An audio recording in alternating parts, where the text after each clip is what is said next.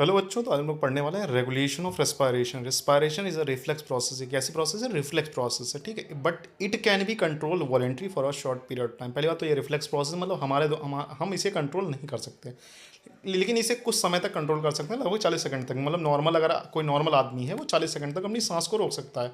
Maximum 40 second यहाँ किताबों में लिखा हुआ है, आप 1 मिनट तक मतलब रोक सकते हैं, ठीक है। उससे ज़्यादा सांस रोकने के लिए मतलब प्रैक्टिस चाहिए। अगर जिसे प्रैक्टिस है, स्विमिंग वगैरह, जो स्विमर्स होते हैं, जो गोताखोर वगैरह होते हैं, तो वो लोग ज़्यादा समय तक सांस रोक सकते हैं, लेकिन वो प्रैक्टिस से होती है। नॉर्मली यहाँ पर हम लोग नॉर्मल कंडीशन की बात कर रहे हैं, ठीक है।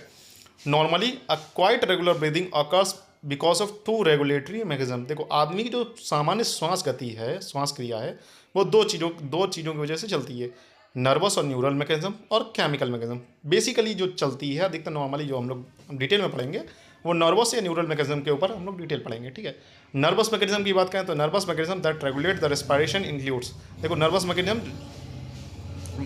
Mechanism that regulate the respiration includes respiratory centres, afferent nerves और इफरेंट नर्व्स के बारे में पढ़ेंगे, ठीक। एफरेंट माने आने वाले, इफरेंट माने जाने वाले नर्व्स, ठीक है।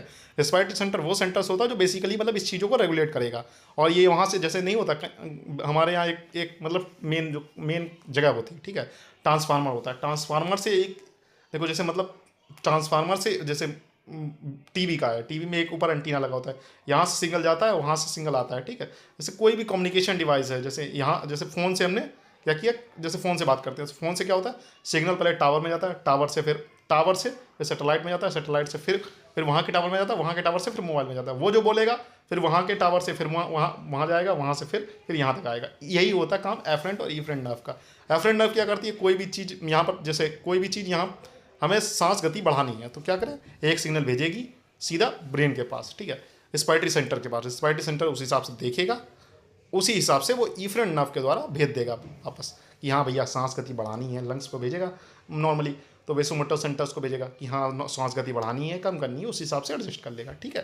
बेसिकली ऐसे, जैसे मतलब जैसे जैसे कभी कोई हो रहा है, तो कोई काम को बहुत जल्दी करना है, जैसे आप कहते हैं कि मतलब सुबह तक सिलेबस खत्म करना है, तो सुबह तक सिलेबस खत्म दिए वैसे जब हमारे ब्रेन को गया तो हम लोग थोड़ा तेज पढ़ाई करने लगते हैं। तो उसी प्रकार से इसका मतलब इसका सांस का भी वही सिस्टम होता है, ठीक है। अब कभी मान लो तुम रनिंग कर रहे हो, बहुत बहुत तेज तेज रनिंग कर रहे हो, मतलब दौड़े जा रहे हो, तो उसमें क्या होता है कि सांस की गति अगर बढ़ेगी नहीं, नॉर्मली तुम मतलब बेहोश वगैरह हो सकते हो। तो फिर ब्रेन मतलब लंग्स से सीधा ब्रेन में मैसेज जाता है कि सांस की गति बढ़ाओ, क्योंकि ऑक्सीजन अंदर की जो ब्लड में ऑक्सीजन है वो कम हो गई है। तो फिर वहाँ सांस की गति बढ़ती है। उससे क्या होता है, ऑक्सीजन अंदर शरीर के अंदर ऑक्सीजन ज़्यादा आ जाती है, ऑक्सीजन आती है, ब्लड में भी ऑक्सीजन ज़्यादा आएगी, तो वहाँ वो मेंटेन हो जाता है पूरा, ठीक है। इसी तरीके से काम करता है नॉर्मली, ठीक है। Respiratory centres are the group of neurons which controls the rate, rhythm and the force of respiration. पहले बात तो क्या कर, रिस्पायरेटरी सेंटर कोई बहुत खास जगह नहीं है, वो भी ग्रुप ऑफ न्यूरॉन्स हैं, और जो ले जा रहे हैं वो भी न्यूरॉन है, और जो ले आ रहे हैं वहाँ से मैसेज वो भी न्यूरॉन है। लेकिन ये ग्रुप ऑफ स्पेसिफिक न्यूरॉन है, ठीक है, जो क्या क्या कंट्रोल करता है, रेट, मतलब किस हिसाब से आपको रेस्पिरेशन होना चाहिए। मतलब 12 से 16 1 मिनट में लगभग 12 से 16 बार नॉर्मल आदमी सांस लेता है, ये 20-25 तक पहुँच सकती है, ठीक है। और बहुत अगर आदमी नॉर्मल आराम से सो रहा है तो ये थोड़ी कम भी हो सकती है, मतलब नॉर्मली 12 हो सकती है। अगर आदमी बहुत एक्सरसाइज कर रहा है तो हो सकता है 25 तक पहुंच जाए, ठीक है। तो रेट को, रिदम मतलब मतलब कभी कभी होता नहीं है, सांस बहुत लंबी लंबी लेने लगता है आदमी, ठीक है, वो रिदम हो गई। फोर्स ऑफ रेस्पिरेशन, फोर्स कभी कभी ऐसा नहीं होता कि दौड़ के आते एकदम मतलब एब्डोमेन दर्द करने लगता है, तो वहाँ पर फोर्स ऑफ रेस्पिरेशन बढ़ जाता है, ठीक है। तो कंट्रोल्स क्या क्या करता है, रेट को करता है, रिदम को करता है, फोर्स ऑफ रेस्पिरेशन करता है। These centres are bilateral situation in reticular formation of brain stem. कहाँ पर ये सेंटर सारे हैं, कहाँ पर जो चीज़ें ये रेट, रिदम और फोर्स ऑफ रेस्पिरेशन को कंट्रोल कर रहे हैं, ये reticular formation of brain stem, मतलब ब्रेन स्टेम में एक जगह है रेटिकुलर फॉर्मेशन, वहाँ पर ये सारे सेंटर्स कुंडली मार के बैठे हुए हैं, ठीक है। Depending upon the situation in the brain stem, the respiratory system are classified into 2 groups. इनकी ब्रेन स्टेम पर किस जगह पर स्थिति है उसके अनुसार इसे 2 भागों में बांटा गया है, मेडुलरी सेंटर्स और पोन्टाइन सेंटर्स। देखो, मेडुला रीजन में अगर है तो मेडुलरी सेंटर्स नाम किएगा, medulla pons, medulla oblongata, pons, cerebellum, ये तो सब पढ़े हो ना। तो जो मेडुला रीजन पे उन्हें मेडुलरी सेंटर्स कहा गया, जो पोन्टाइन मतलब पॉन्स रीजन पर हैं उन्हें पोन्टाइन सेंटर्स कहा गया।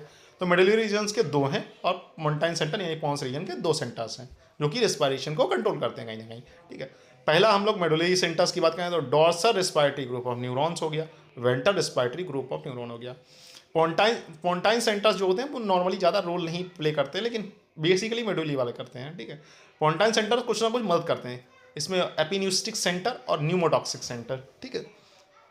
ये कैसे काम करते हैं इसके बारे में हम लोग आगे पढ़ते हैं, ठीक है। तो मेडुलरी सेंटर्स की बात करेंगे तो मेडुलरी सेंटर्स में आता है dorsal respiratory group of neuron. Dorsal respiratory group of neurons क्या करते हैं?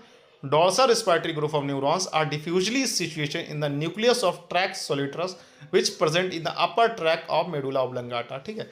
ये क्या होता है, बहुत सारे न्यूरॉन आपस में फ्यूज होके एक जगह पर रहते हैं। कहाँ पर? ट्रैक्स सोलिटरस में। ये जगह ये इसकी स्थिति अधिकतर कहाँ?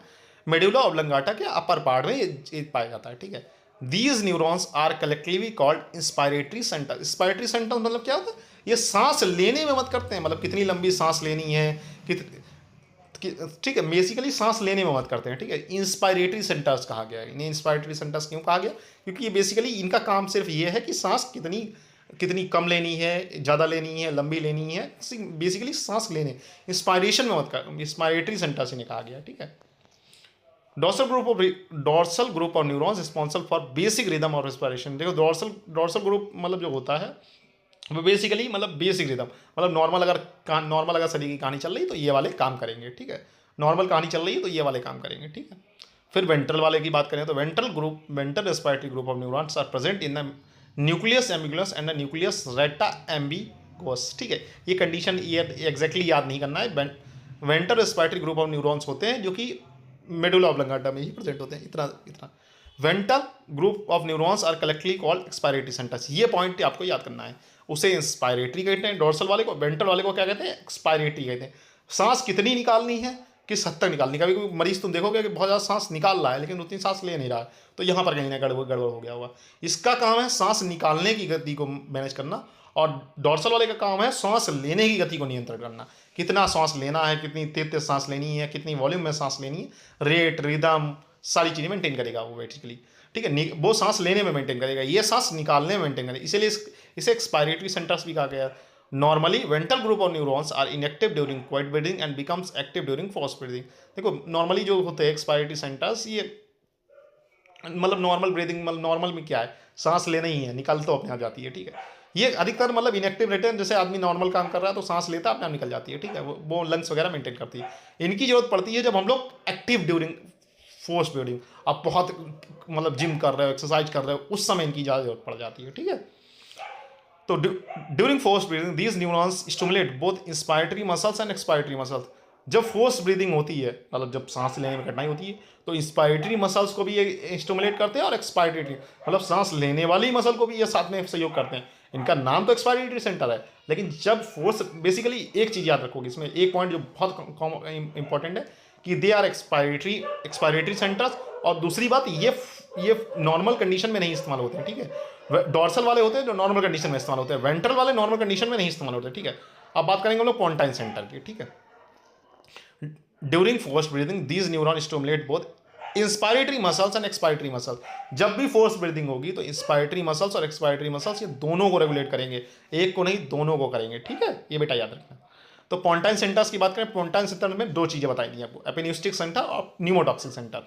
एपिन्यूस्टिक centre is situated in the reticular formation of lower pons, मतलब पॉन्स रीजन के निचले भाग में ये पाया जाता है। Apneustic centre increase depth of inspiration by acting directly on the dorsal group of neurons. ये क्या करते हैं, मतलब जो सांस लेने की डेप्थ, मतलब सांस लेने की जो गहराई होती है उसको बढ़ा देते हैं, मतलब बेसिकली सांस को लंबा करने में मदद करते हैं। वो भी कौन सी वाली सांस को लेने में लंबा करें? इंस्पायरेशन, सांस लेने को मेरी भाषा पे गौर करना, सांस लेने की मतलब डेप्थ को बढ़ा देते हैं, सांस निकालने की डेप्थ को नहीं बढ़ाते, सांस लेने की करते। Apneustic centres increase the depth of inspiration नहीं, एक्सपायरेशन नहीं है, सांस लेने, ठीक है। Inspiration by acting directly on the dorsal group of neuron, dorsal group of neuron पर डायरेक्टली काम करते हैं, ठीक है। अब बात करें न्यूमोटॉक्सिक सेंटर्स की। Pneumotaxic centres are situated in the dorsolateral aspect of reticular formation of the pons. ये डॉर्सो मतलब पीछे, और लैटरल साइड पर पाए जाते हैं पॉन्स में, वो भी अपर साइड में, वो लोअर साइड पे पाए जा रहे थे, ठीक है, और ये लोअर साइड पर पाए जाते हैं। रेटिकुलर फॉर्मेशन दोनों में कॉमन है, ठीक है। ये डॉर्सोलैटरल और पीछे पाए जा रहे हैं और नीचे पाए जा रहे हैं, ठीक है, नहीं सॉरी ऊपर पाए जा रहे हैं और वो नीचे पाए जा रहे हैं, ठीक है। दोनों में रेटिकुलर फॉर्मेशन कॉमन है। वो ऊपर एपिन्यूस्टिक, ए मतलब ए पहले आता है, ठीक, ए मतलब एपी, न्यूमोटॉक्सिक, ठीक है, न्यूमोटॉक्सिक मतलब न्यूमोटॉक्सिक देखो वर्ड बड़ा है तो मतलब ऊपर है, ठीक है। एपिन्यूस्टिक शब्द छोटा है तो मतलब नीचे है। इस तरीके से मैंने उस समय याद किया था, ठीक है। आप ना कोई और भी तरीका बना सकते हैं। एपिन्यूस्टिक सेंटर लोअर पॉन्स में पाया जाएगा और न्यूमोटॉक्सिक सेंटर होगा जो देखो टॉक्सिक कोई भी चीज़ है वो ऊपर ऊपर की ओर काम करेगी, ठीक है। Primary function of the pneumotaxic centre is to control the medullary respiratory centres. इसका पहला जो मेन काम है जो न्यूमोटॉक्सिक सेंटर्स का, मेडुलरी रिस्पायरेटरी सेंटर्स को रेगुलेट करना, ठीक है। बेसिकली ये न्यूमोटॉक्सिक सेंटर्स क्या करता है, उन्हें रेगुलेट करता है। जो जो हमने ऊपर पढ़ा है आपको मेडुला वाले को, उनको रेगुलेट करता है कि भैया आपको ऐसे काम करना है। अगर कोई गड़बड़ हुआ तो तुरंत बताएगा भैया आपको ऐसे नहीं, यहाँ पर ये गड़बड़ हुई, आपको इसी से काम करना है, रेगुलेट। जैसे हमारे जैसे कॉलेज हो गया, स्कूल हो गया, वहाँ पर प्रिंसिपल कुछ ज़्यादा खास काम नहीं करता, लेकिन वो रेगुलेट करता है उस चीज़ को कि भैया अगर कोई टीचर ने गड़बड़ किया, कोई लेके शिकायत किया, हाँ भैया आपने ये गड़बड़ किया है, आप इसको सही करिए, ठीक है। इसका ये काम है, मतलब दादागिरी टाइप का, मतलब रेगुलेट करने का काम है इसका। Particularly the dorsal neurons it acts through apneustic centre, मतलब basically dorsal group of neurons को ही ज़्यादा मतलब छेड़छाड़ करता है, ठीक है। वेंट्रल वाले के ज़्यादा था, मतलब नॉर्मल वाले को अगर नॉर्मल नहीं हो रहा तो उसको ये मेंटेन करके रखेगा, ठीक है। Apneustic centre increases the respiratory rate by reducing the duration of expiration. खास बात है, न्यूमोटॉक्सिक सेंटर जो होते हैं वो रेस्पिरेटरी रेट मतलब रेस्पिरेशन रेट यानी सांस लेने की रेट, मतलब सांस 1 मिनट में कितनी बार ले रहा है उसको बढ़ा देंगे bye reducing the duration of inspiration, मतलब सांस लेने की जो लंबाई होती है, जैसे हम लोग सांस लेते हैं नॉर्मली 3-4 सेकंड तक सांस लेते हैं, उसको 1 सेकंड कर देगा और सांस की संख्या को बढ़ा देगा, ठीक है। कनेक्शंस ऑफ रेस्पिरेटरी सेंटर मैंने इफरेंट पाथवे और एफरेंट पाथवे के बारे में बताया था, ठीक है। तो एफरेंट पाथवे क्या, nerves fibre from the respiratory centre leave the brain stem and descend in the anterior lateral columns of the spinal cords. मतलब इफरेंट क्या होती है, मतलब इफरेंट क्या होती, nerves from the respiratory centers leave the brain stem and descend in the anterior lateral columns of the spinal cord। ये कहाँ पर आएंगे, इफरेंट। इफरेंट माने ये ब्रेन को छोड़कर, मतलब इफरेंट माने अगर इधर से देखोगे तो इफरेंट माने ये ब्रेन, मतलब जहाँ पर सांस ले रहे हैं लंग्स को, तो ब्रेन मतलब लंग्स तक ये मैसेज पहुंचाने का काम लंग्स से।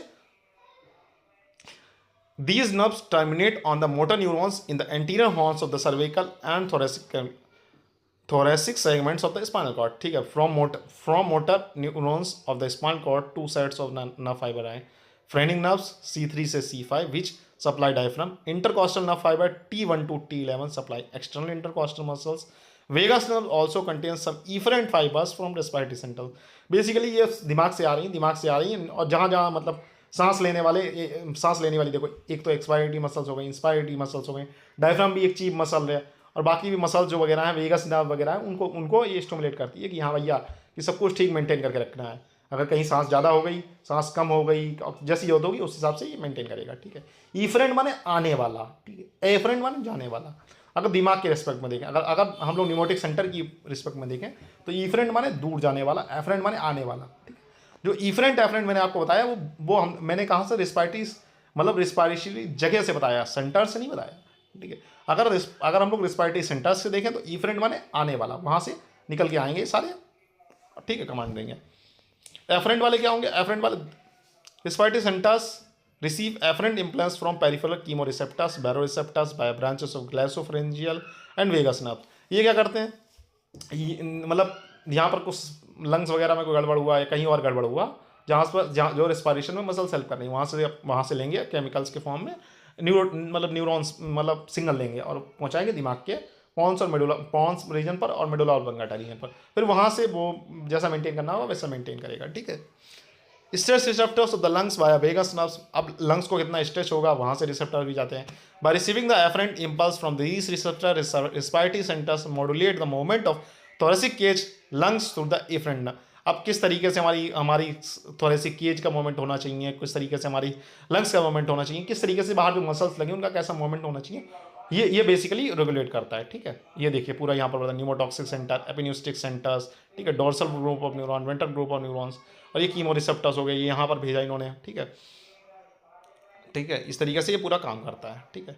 केमिकल मैकेनिज्म की बात करें तो chemical mechanism of the regulation is operated through the chemoreceptors. Chemoreceptors are the sensory nerve endings which give response to the changes in the chemical constituent of blood। देखो ये chemical receptors basically क्या होते हैं, मतलब lungs मतलब शरीर में CO2 की मात्रा बढ़ गई तो उस हिसाब से ये रेगुलेट होंगे, ठीक है। Hypoxia, decreased PO2, changes in the chemical constituent of the blood which stimulate chemoreceptor, मतलब ये कीमो रिसेप्टर बेसिकली ज़्यादा मतलब ज़्यादा इनका मेन रोल नहीं है, मतलब साइड में रोल काम करते हैं। ये बेसिकली हाइपर कार्पनिया, मतलब अगर PO2 बहुत ज़्यादा बढ़ गया है, अब हाइपोक्सिया वाली कंडीशन आ गई, मतलब PO2 बहुत घट गया है, मतलब ऑक्सीजन ब्लड में बहुत ज़्यादा घट गई है, फिर वहाँ से कीमो रिसेप्टर जाएगा, कि वहाँ ब्रेन को सिग्नल देगा, कीमो रिसेप्टर के द्वारा लंग्स में जाएगा, लंग्स में वो ब्रेन को सिग्नल देगा, ब्रेन कहेगा हाँ भैया अब सांस लेने की गति को बढ़ाना है, ठीक है। हाइपर हाइपर कार्पनिया मतलब क्या होता है, इंक्रीज PCO2। अब पता कार्बन डाइऑक्साइड की मात्रा बढ़ गई है किसी वजह से, आप कार्बन डाइऑक्साइड के संपर्क में आ गए, गैस के संपर्क में, कभी कोई ऐसा ऑक्सीजन की मात्रा बहुत ज़्यादा कम नहीं हुई लेकिन कार्बन डाइऑक्साइड की मात्रा बहुत ज़्यादा बढ़ गई है, तो वो हाइपर कार्बनिया हो गया। फिर वहाँ पर वैसा रिसेप्टर जाएगा कि भैया इसे ये CO2 को आ जाके तोड़ो, तो वहाँ पर H+ होगा, H+ प्लस CO2 H3O बनेगा, फिर वहाँ से H+ निकलेगा, फिर CO2 और H2O बाहर निकल जाएगा, ठीक है। इनकेस हाइड्रोजन आयन कंसंट्रेशन, अब पता लगा किसी वजह से हाइड्रोजन आयन कंसंट्रेशन बहुत ज़्यादा हो गया शरीर में, तो उसको भी निकालने का काम आएगा, ठीक है। टाइप्स ऑफ कीमो रिसेप्टर्स दो होते हैं, एक सेंट्रल कीमो रिसेप्टर्स, एक peripheral chemo. Central chemo receptor का मेन काम है, पेरिफेरल उनके साथ में मदद करने वाले हैं, ठीक है, ठीक है। Central chemo receptors are the chemo receptors present in the brain. ये कहाँ पर होते हैं, ब्रेन में प्रेजेंट होते हैं। They are the area, this area is known as chemosensitive area and the neurons are called chemoreceptors. Central chemoreceptors are responsible for 70 to 80% of skin's ventilation through the chemical regulatory mechanism. मतलब 70 से 80% तक ये सांस गति को बढ़ाने के काम आते हैं। बेसिकली जो भी है शरीर के अंदर, या तो देखो शरीर के अंदर अगर कोई भी गड़बड़ी हो रही है तो दो ही कारण हो रही है, या तो केमिकल हार्मोन की वजह से, या फिर न्यूरॉन्स की वजह से, या तो न्यूरॉन उसे डायरेक्ट कंट्रोल करें, या कोई केमिकल कंटेंट करें। और यहाँ पर सेंट्रल कीमो रिसेप्टर्स में क्या है, बेसिकली केमिकल को रिलीज करते हैं, वहाँ से ये रेगुलेट होता है basically. Central chemo receptors are responsible for 70 to 80% of the increase ventilation through the chemical regulatory mechanism, ठीक है। The main stimulant for the central chemo receptor is increase H+ concentration. इसमें जो मेन स्टिमुलेंट जो main तरीके से काम करता है वो ना CO2 है ना O2 है। यहाँ पर ये सिर्फ एक ही चीज़ को पहचानता है, H+ कंसंट्रेशन अगर बढ़ा या घटा उसी के अनुसार काम करता है। इसमें मेन जो कीमो रिसेप्टर है, मतलब मेन जो काम कराने वाला है, मतलब जो आदमी को काम कराने वाला है, मतलब जो बताएगा कि हाँ अब सांस बढ़ानी है, घटानी है, क्या करनी है, कुछ भी करना है, वो H+ आयन कंसंट्रेशन है। ये सिर्फ एक चीज़ को देखता है, H+ आयन कंसंट्रेशन को। इसे ना PO2 से मतलब है ना CO2 से मतलब है। तुम्हारी EO2 कितनी गई, CO2 कितनी गई, उससे कोई मतलब नहीं। इसे मतलब है बेसिकली H+ आयन कंसंट्रेशन। देखो जब CO2 कंसंट्रेशन बढ़ता है तो H+ आयन कंसंट्रेशन भी बढ़ता है, तो इनडायरेक्टली कंट्रोल करता है। But cannot cross the blood-brain barrier and the blood cerebrospinal fluid body. On the other hand, if the carbon dioxide increases in the blood, it can easily cross the blood-brain barrier and the carbon dioxide combines with the water to form carbonic acid. Since the carbonic acid unstable, it immediately dissociate into hydrogen ion and bicarbonate ion, ठीक है। Hydrogen ion stimulate the central receptor. देखो basically अगर अब पूरा यहाँ पर mechanism बताया गया, अगर शरीर के अंदर CO2 बढ़ रही है तो CO2 बढ़, शरीर में पानी तो खूब है, ये तो मानते हो ना, पानी खूब है शरीर के अंदर, पानी के साथ कंबाइन होकर कार्बोनेट बनाएगी, ठीक है, बाइकार्बोनेट बनाएगी। बाइकार्बोनेट होता है हाईली अनस्टेबल, और वो बाइकार्बोनेट बना देगा H+, और बाइकार्बोनेट ब्लड ब्रेन बैरियर को क्रॉस कर सकता है। जैसे ही H+ आयन का कंसंट्रेशन बढ़ी सेंट्रल कीमो रिसेप्टर्स में, तुरंत ही ये नीचे मैसेज भेजेगा, भैया बहुत ज़्यादा CO2 हो गई, जल्दी जल्दी सांस लो, ऑक्सीजन की मात्रा बढ़ा लो, और CO2 को बाहर निकालना है। इस तरीके से CO2 को हम लोग किडनी के द्वारा भी निकालते हैं कुछ मात्रा में, और मतलब नॉर्मली हम लोग अगर नॉर्मल कंडीशन है, ज़्यादा खतरनाक कंडीशन नहीं है, तो सीधा हम लोग सांस लेके भी निकाल सकते हैं। कभी कभी देखो मनुष्य हाँपने लगता है, तो हाँपने लगने मतलब CO2 ज़्यादा हो गई, तो दर्द निकालो, ठीक है। For the chemoreceptor, the excitatory impulse are sent to the dorsal respiratory group of neurons, resulting in increased ventilation, increased rate and the force of breathing. वही बात बताई कि जो मैंने आपको बताया। अब मान लो CO2 मात्रा बढ़ गई है तो क्या करेगा, आदमी को जल्दी जल्दी सांस लिवाएगा, जल्दी जल्दी सांस ले जाए, CO2 की मात्रा बढ़ेगी और CO2 जल्दी जल्दी निकालने की कोशिश करेगा, ठीक है। अब बात करेंगे पेरिफेरल कीमोरिसेप्टर्स की। तो peripheral chemoreceptors are the receptors present in the carotid and aortic reason.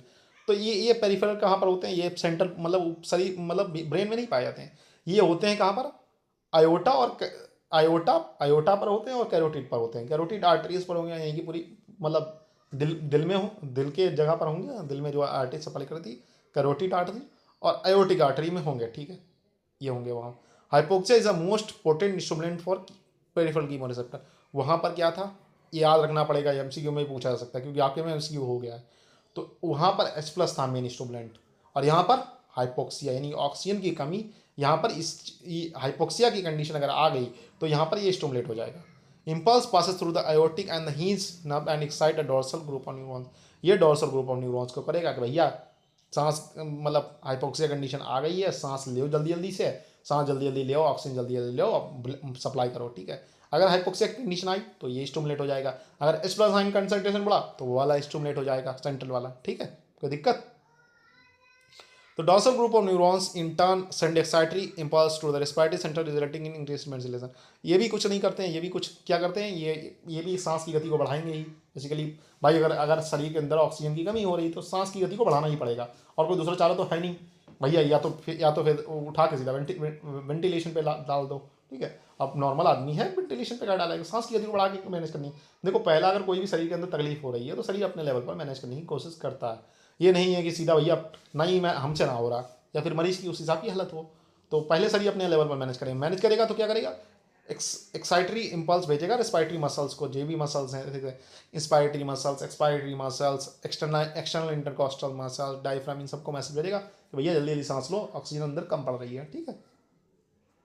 In addition to hypoxia, peripheral chemoreceptor also stimulated by hypercapnia and increased देखो कहीं ना कहीं ये मतलब हाइपोक्सिया तो इसका मेन है, साथ में ये H+ आयन कंसंट्रेशन को भी मानता है, उसकी भी बात मानता है, और PCO2 मतलब अगर CO2 ज़्यादा बढ़ रही तो उसको भी मानता है। ये नहीं सिर्फ O2 कम हो रही उसी को मानेगा। बेसिकली 3 चीज़ें होती हैं जिन पे बेसिकली फोकस होता है, या तो ऑक्सीजन की कमी बढ़ गई हो, या तो कार्बन डाइऑक्साइड की मात्रा बढ़ गई हो, या तो H+ आयन की कंसंट्रेशन की मात्रा बढ़ गई हो, ठीक है। H+ आयन की कंसंट्रेशन की मात्रा बढ़ गई अगर दिमाग में तो मामूली बात है कि PCO2 बढ़ा ही होगा, ठीक है। ये 3 चीज़ें बेसिकली काम होती हैं, ठीक है।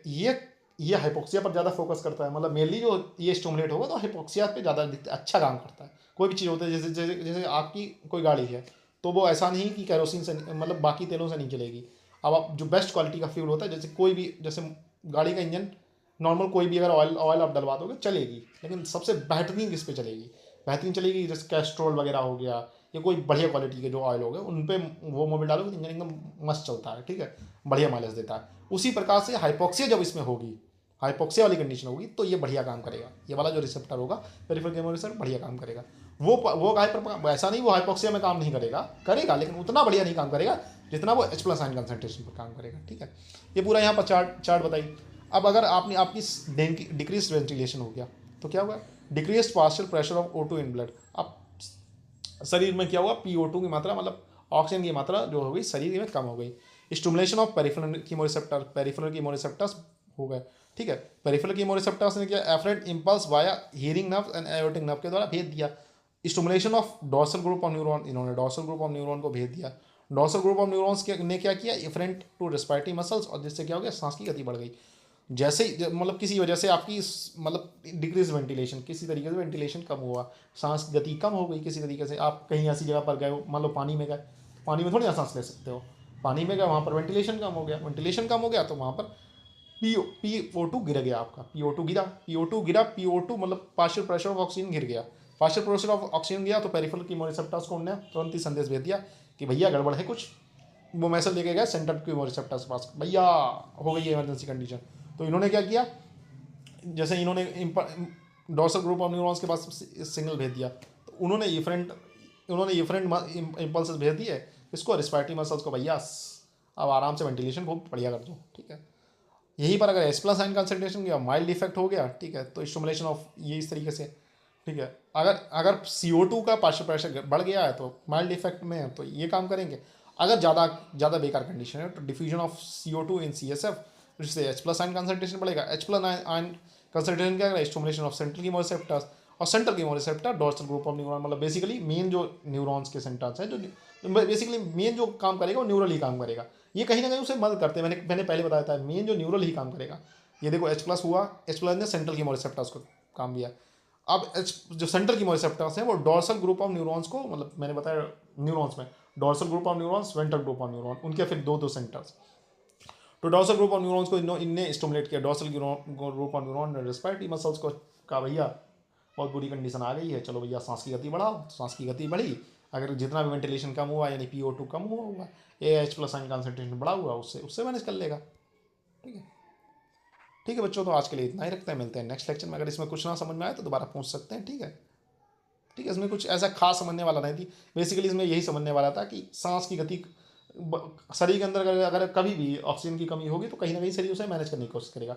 मैनेज कर उसके उसके इंडिकेशन देने के 3 तरीके हैं, या तो PO2 यानी कि ऑक्सीजन की मात्रा शरीर में बढ़ जाए, कम हो जाए, या कार्बन डाइऑक्साइड की मात्रा शरीर में बढ़ जाए, या H+- की कंसनट्रेशन की मात्रा बढ़ जाए। ये 3 सिग्नल्स हो गए जो किसी तरीके से इस चीज़ को मैनेज करेंगे।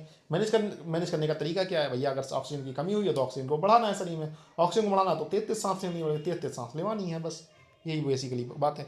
कम सांस ले रहे थे, यहाँ पर ज़्यादा सांस ले लेवानी है, बस यही है पूरा। ठीक है, मतलब इन समरी शॉर्ट समरी में यही है।